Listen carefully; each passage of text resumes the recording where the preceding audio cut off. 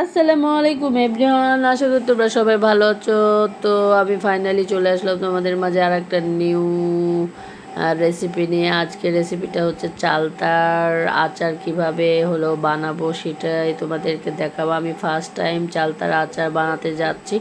আগে কখনো আমি চালতা হাতেও ধরে দেখিনি, সব নাম শুনেছি চালতার, কিন্তু ধরে দেখিনি। যাই হোক, আজকে নিজে কেটে পিস পিস করে কেটেছি। আর ভাবি অনেক বড় একটা চালতা দিয়েছিল। আমার বড় মেয়ের বান্ধবীর মা আমাকে চালতা দিয়েছিল, ওদের নিজেদের গাছেরই চালতা, যেহেতু ওদের গ্রামে অনেক কিছুই হয়, মাঝে মাঝে দেয়। যায়, থ্যাংক ইউ ভাবি আপনাকে।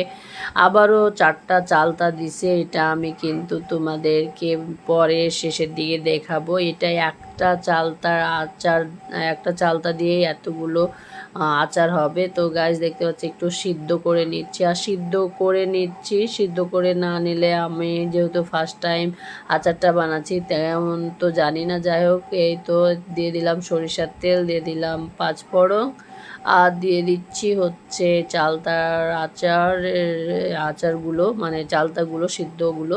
তো এখন দিয়ে দিচ্ছি লবণ, স্বাদ মতো মরিচের গুঁড়ো, হলুদের গুঁড়ো। দেওয়ার পরে গাইস দেখতে পাচ্ছ হচ্ছে চিনি দেওয়ার পরে আমি কতক্ষণ এইভাবে সুন্দর করে জাল দিয়ে নিব, এবং চিনিটা যখন একটু শরীরের সাথে চালতাগুলোর সাথে লেগে যাবে, তখনই আমার মনে হবে যে এটা হয়ে যাবে। তো দেখতে পাচ্ছ যে আর একটু লবণ দিয়ে দিলাম, কারণ আমার কাছে একটু টক টক লাগতেছিল এই জন্য। তো সর্বশেষ ভিনেগার দিলাম, আর গোলমরিচের গুঁড়ো, কারণ ভিনেগার দিলে আচারটা অনেক দিন ধরে থাকবে এবং অনেক অনেক দিন ধরে আমরা খেতে পারবো। আচারে অবশ্যই ভিনেগার দেওয়া উচিত।